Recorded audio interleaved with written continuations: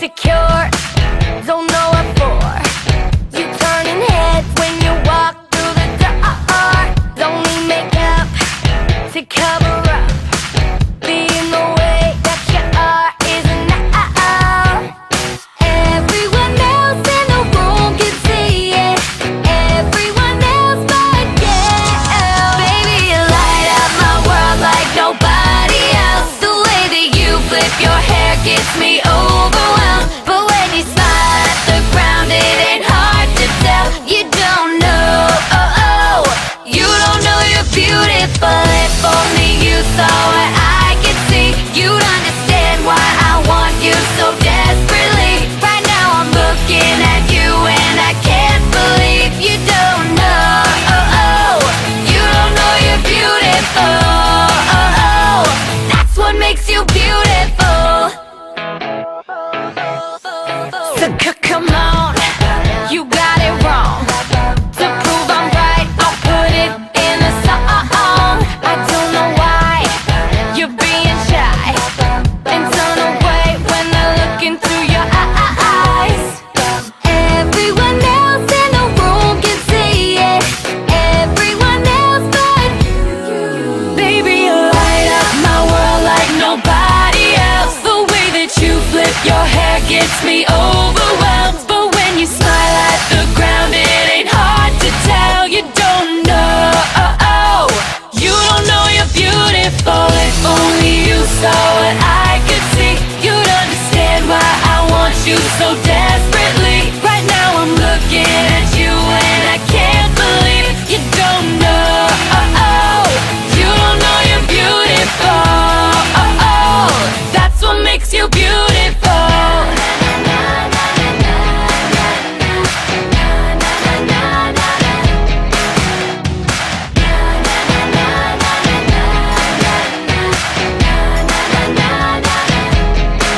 Baby, you light up my world like nobody else. The way that you flip your hair gets me overwhelmed. But when you smile at the ground, it ain't hard to tell. You don't know, you don't know you're beautiful. Baby, you light up my world like nobody else. The way that you flip your hair gets me overwhelmed. But when you smile at the ground, it ain't hard to tell. You don't know, you don't know you're beautiful. If only you saw what I could see, you'd understand why I want you so desperately. Right now I'm looking at you and I can't believe you don't know, you don't know you're beautiful.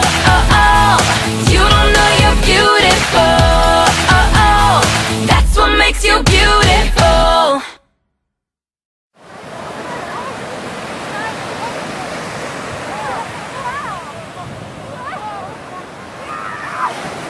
Oh my gosh, cheese sticks.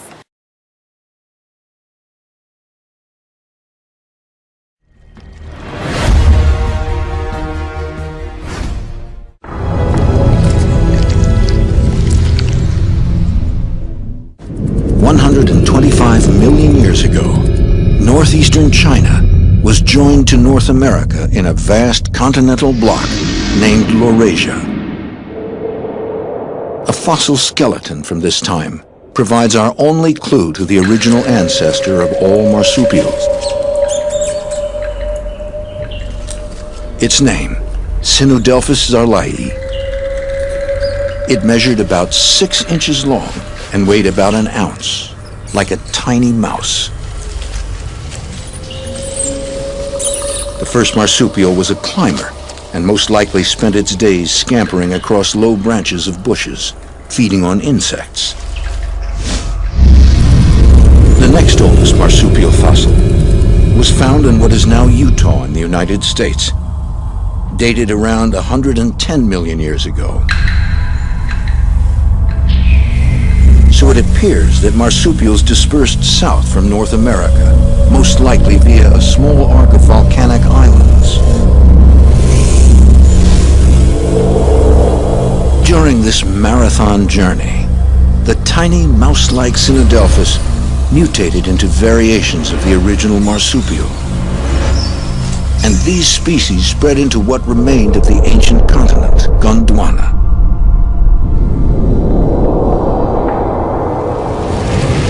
Gondwana began breaking up 130 million years ago. And finally, Australia ruptured from Antarctica and formed a new continent, trapping many of the new species of marsupials.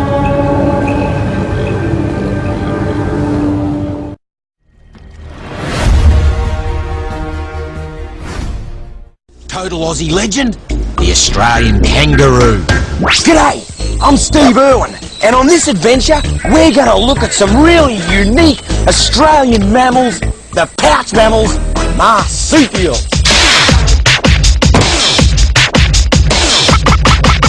G'day! G'day! Here we go again, adventuring where the wild, wild, wild creatures hang. We're gonna have a gorgeous, G'day. don't fuck with it, very, very dangerous time, my friend. Gorgeous, gorgeous. What a little kitty. Through the land down under, the land of wonder, the man-made call. Check this out. Crocodile hunter.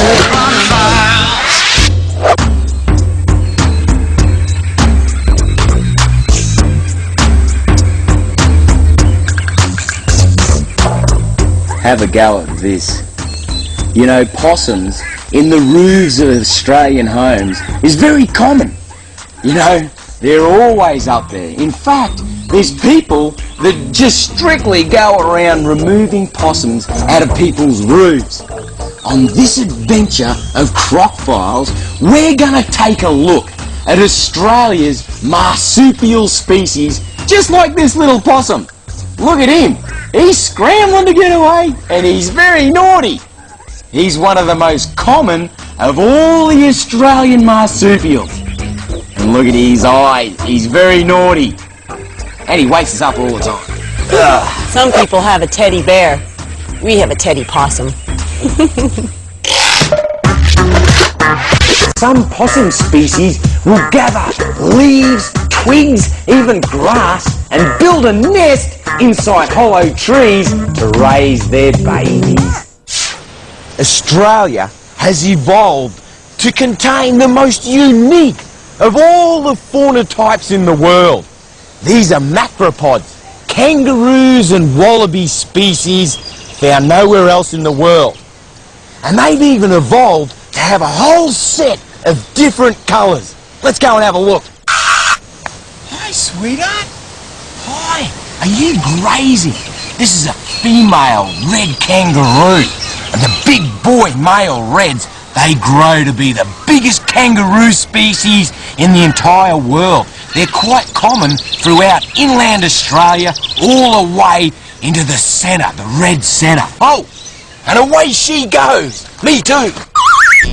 You can see the beautiful red coloration of the kangaroo on the right. That's a male.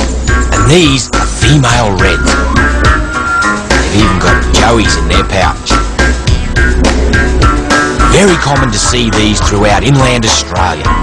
Red by colour in a red terrain.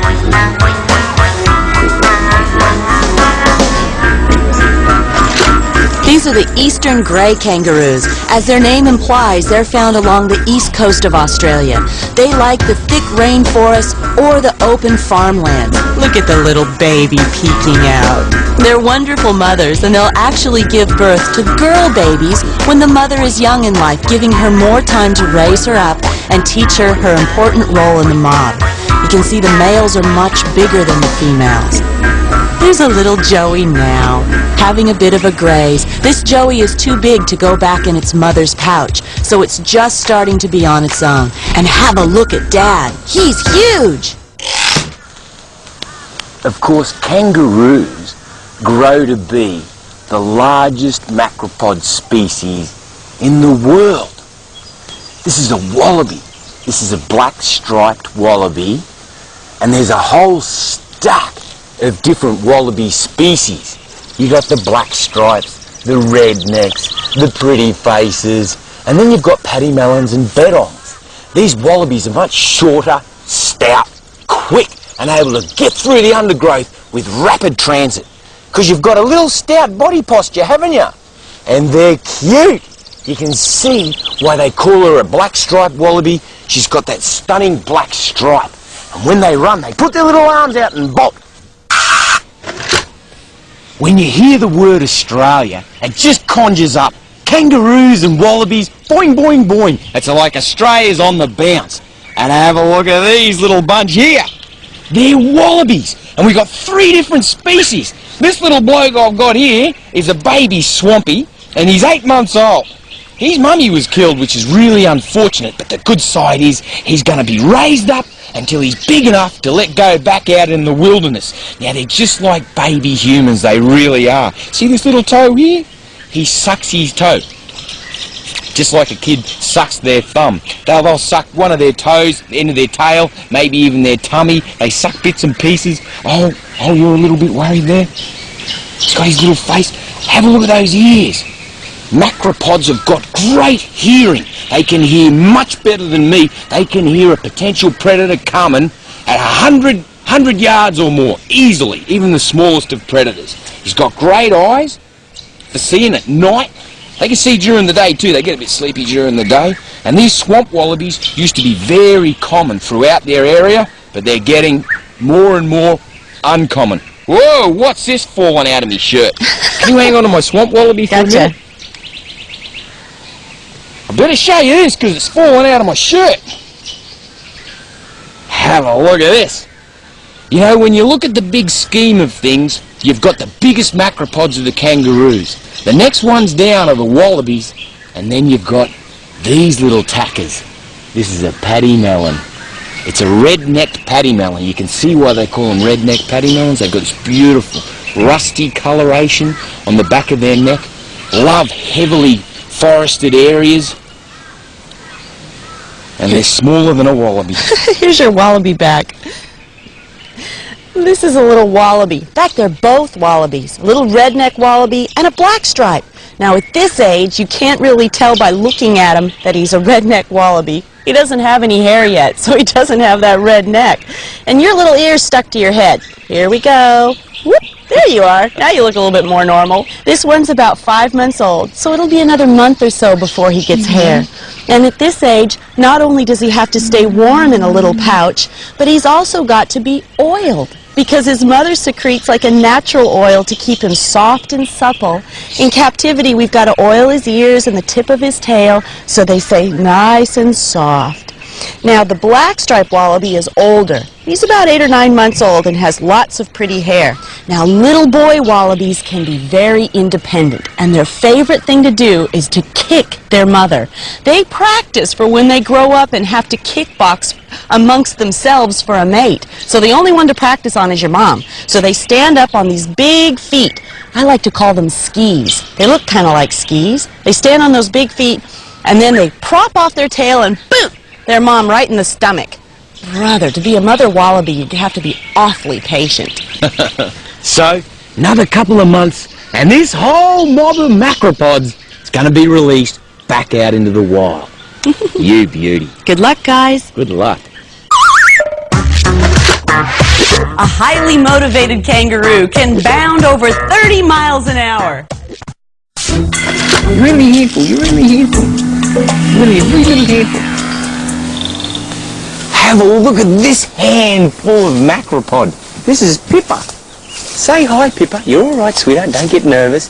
Now, Pippa is a rufous bedong. They're smaller than wallabies, and some of them are even a bit smaller than paddy melons. Hasn't she got a cute little puffy face? You hiding your face there? Come on, sweetheart. We want to see your face. Very, very cute, the rufous bedong. They're pretty common throughout the eucalypt woodlands. Now, they're very thick-furred. They sit low to the ground, and this species of macropod are known to collect sticks. The boys will curl up their tail around a big bundle of sticks that they cut to length, and then they'll take them to a grass tussock, and there they'll build a nest. One of the few macropod species in Australia that actually constructs a nest, the rufous bedong. And they don't graze on the big grasses like the kangaroos and a lot of the wallabies. These guys are a little more selective. They'll eat leaves, any little shoots, flowers. virtually anything, including grass. What a little beauty. And you've got a little tail. She's got a little pouch in there too. We can't see it. She's not showing it. Oh. You're all right, sweetheart. You want to go back in your pouch? She's only 6 months old, so she's still kept in a pouch. Come on then, sweetheart. The best way to put your macropod back is just like they do with their mummy. Right, so imagine her pouch there, sticks her head in, and flops straight in. Yep, and then turns around and sits there all curled up. Here she is, in her pouch. Where's your little face there? There we go. Much happier now I'm in my pouch.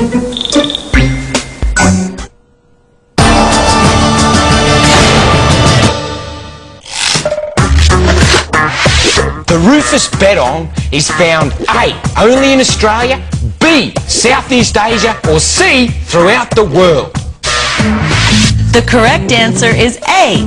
The tiny little Rufous Bettong is only found in Australia. Sadly, these are orphans. Little gray kangaroos, red kangaroos, paddymellons, wallabies, they end up orphaned and they have to come to a place of rehabilitation. Hey, what are you doing, naughty? Welcome to Rehab Central. Have a look down here. Check out all these. A whole great row of macropod pouches. Oh, you're a little one. You're naughty. I can see your ears. These pouches are hung to mimic a mummy's pouch. Of course, macropods are pouched. Marsupials carry their young around, and so they get hit on the roads all the time. They run into fences, and when the mummy gets stressed or killed by a car, a lot of times the baby ends up an orphan. And when they've had a good enough run in life that they're able to come off the bottle, come off lapping milk, then they get the run of the house. Have a look at this. What a household. Chock-a-block full of rehab marsupials. Oh, my gorgeous. This is a paddymellon, and you're very cute. You're very cute. Can you have a little bit of a scratch? Is this your bed, is it? Have a look at this. Over in the corner, we see you in there, naughty. Look at him go. He's a naughty little swamp wallaby. Swamp wallabies are very independent, and they think they're big enough and tough enough to go out in the wild, even though it's going to take another couple of months. So this is the feed area. Just sneak on in here. Here's a redneck, pretty close to being ready to be released. You can see the size. Another couple of weeks, and this one will be able to go back out into the bush. And here's a beautiful blend of grain and food. Of course, nutritionally, they have to have the finest diet on the face of the earth. And if we go out here, out where the wild is mimicked, you've got a whole different plethora of different species of grasses that they can pick on. They learn about long grass, prickles, trees, crows, birds, potential predators, the noises of the bush. And of course then, when you come out up here, just come up here for a sec. You just got to be a little careful. Well, you're all right. They get a little flighty. You can see underneath the trees there. These ones are ready to be hacked out. The gate's open. Whoo, straight back out into the bush. We're being followed. Have a look. You're a naughty little swampy. You can see how this little blighter, that's the one that was inside there. So he's starting to feel the wilderness. It's great, isn't it? That's the way you rehab animals.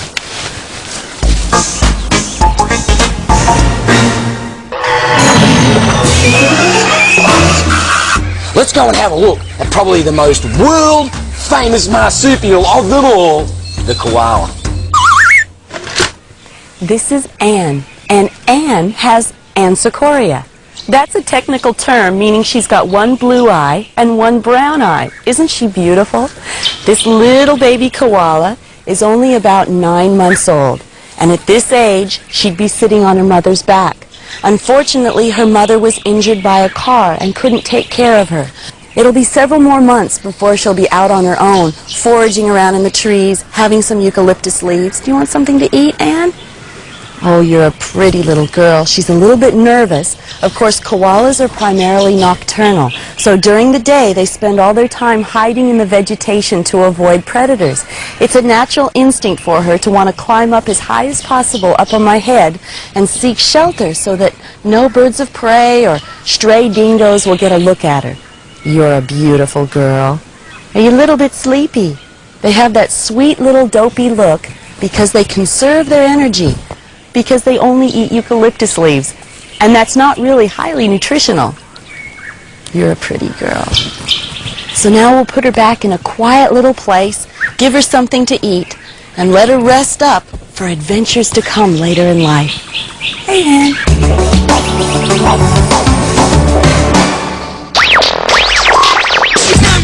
Would you believe koalas have a wide range of vocalizations to communicate? Grunts, squeaks, squeals, and when the male wants a female, he makes a sound like a big pig.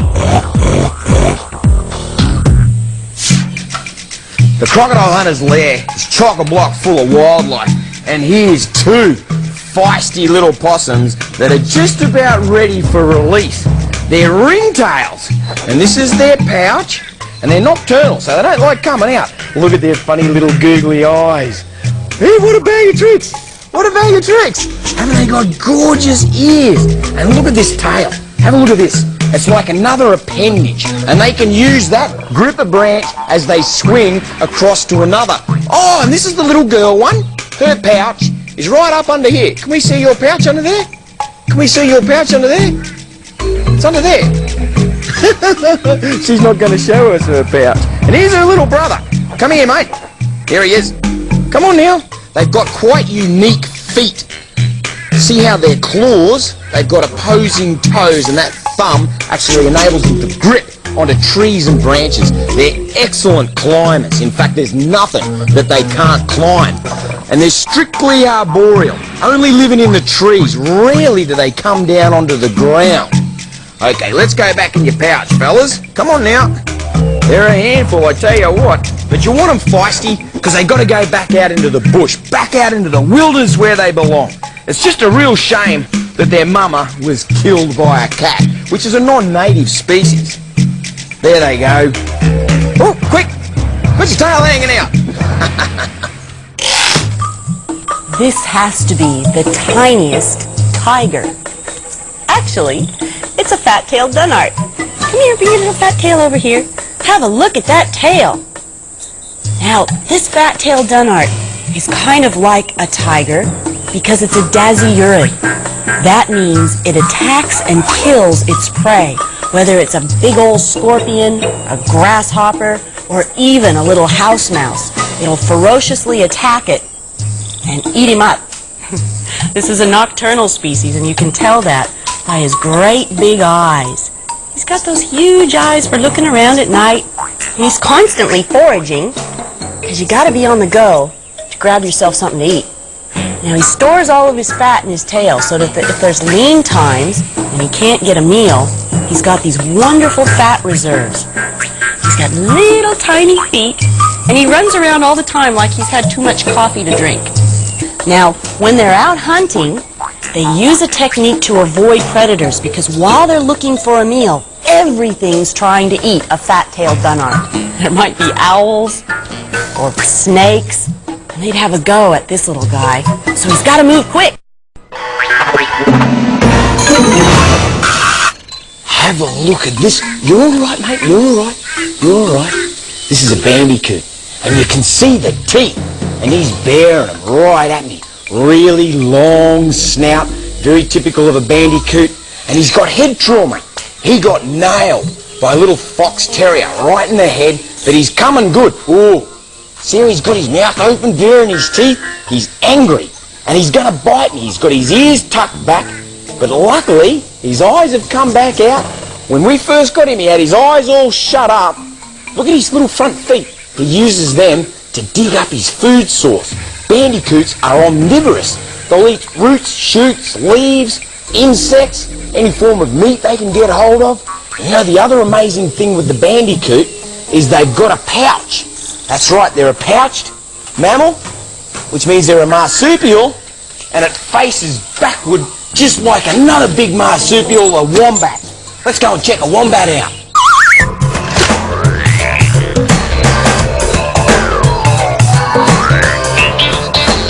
Wombats are the most powerful diggers. You know, they're closely related to koalas. Here you go, sweetheart. They're the koala's nearest relative. And you can see that body structure, short, stout, very powerful, very similar to a koala. However, koalas live high in the trees, these guys live under the ground. And they're a force to be reckoned with. You'd think, little wombat, oh, they're very cute, just give them a big kiss and a cuddle. Wild wombats, they're a formidable opponent. So there's two species of hairy-nosed wombats, the southern and the northern. The northern is critically endangered. There's only a handful left, and that's because of habitat destruction. They live in grazing area where the farmers destroy the trees, the shrubs, the bushes, and so the northern hairy nose is pushed to the furthest most limit where it could become extinct. What a shame. They're semi-nocturnal, but you will find them during the day, particularly early morning and late afternoon. Have a look at those ears. They've got great hearing. Their eyesight's not that good, but it's not too bad either. Powerful claws, both front and back, are used for digging. I mean, they're the ultimate excavator as far as marsupials are concerned. And they're quick. You think, oh yeah, those funny little legs, stout little body, couldn't move very fast. They are real quick, especially over short distances. Let's say a dog, maybe even a dingo's chasing them. Here's trouble. See how she's standing proud? Get out of it, Holly. At least with crocodiles, I know where they're coming from. Wombat, I got no idea. See how she's standing, ears pricked, really alert. And let's say a dingo or a dog's chasing them, they'll bolt down into their burrow, and their back end is like a piece of timber. They can just push that up, even be known to crush dogs. The wombat is a species of A, bats, B, wombs, C, marsupials. The correct answer is C, marsupial. What's a wom anyway? We've got some great shots coming up.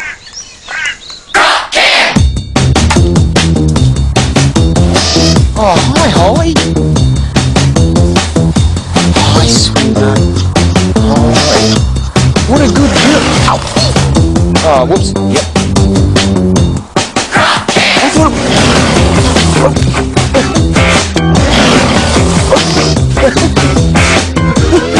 I got away with wombat. We've had a lot of fun checking out all of Australia's pouched mammals, and I found the biggest one of all. Have a look at this little beauty. In true Australian fashion, I've got my marsupial pouch and my Joey. Come on, Joey. We're going. We'll see you next time. Bye. Woo!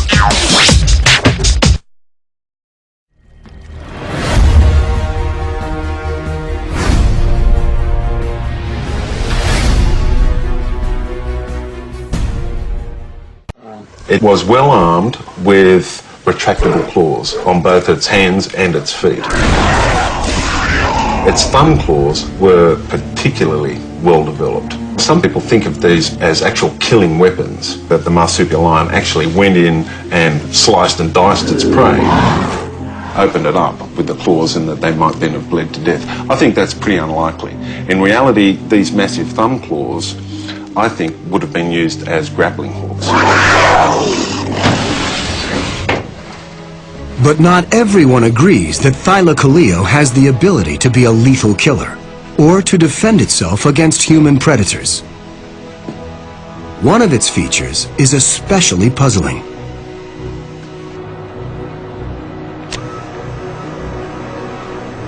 Its teeth.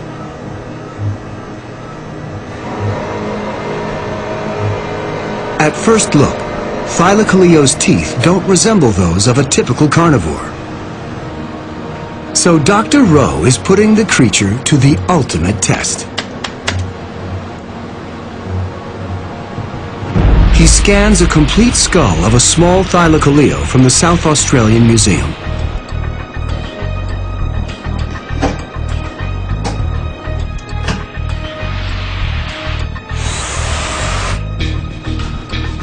Then he sends the data to his colleagues at the University of Western Australia.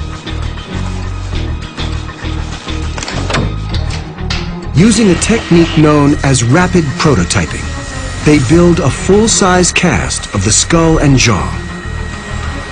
Prototyping uses computer modeling to create paper-thin cross-sections of the skull. A high-powered CO2 laser beam then melts metal powder into each of the thousands of layers until it finally builds a bronze cast.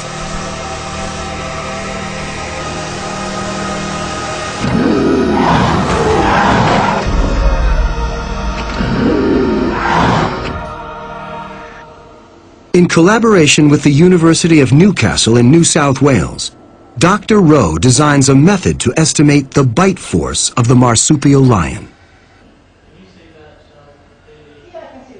They conduct a series of experiments using computer modeling and a sheep's head. Okay.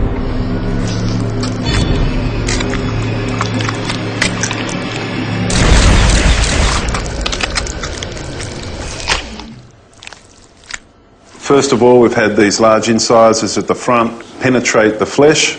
Between those upper and lower incisors, it's pulled the neck of the animal back into those massive slicing teeth at the back. And this is a relatively small marsupial lion skull. The bite of even a small thylacoleo generates 1,000 pounds of force, close to that of a female lion, an animal double its size. Pound for pound, the thylacoleo's bite is nearly twice as powerful as any big cat today.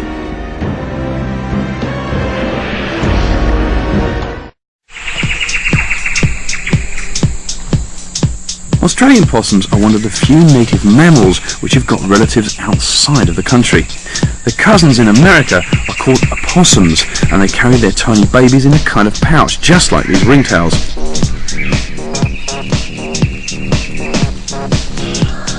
That tail is like an extra limb. As well as being useful for climbing, they do use them for carrying around bunches of leaves for building their nests.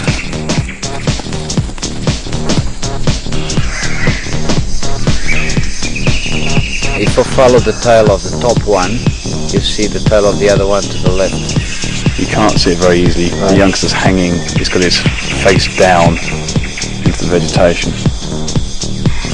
And those large eyes are associated with nocturnal vision. They're just looking at us. This one hasn't moved a muscle since we've been here.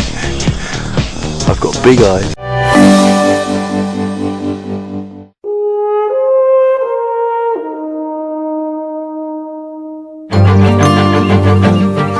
There are thousands of kangaroos lying low in the hills around Canberra. And as night falls, they start moving into the suburbs. Showing no fear, gangs of these furry troublemakers head straight for the city's well-watered parks and ball fields. Make sure you do it right, we've got an audience here tonight. There's sort of a first group that come down, they'll be joined by another 2 or 3, and then they'll all together hop across. Even the hallowed lawns of the National War Memorial are not off limits.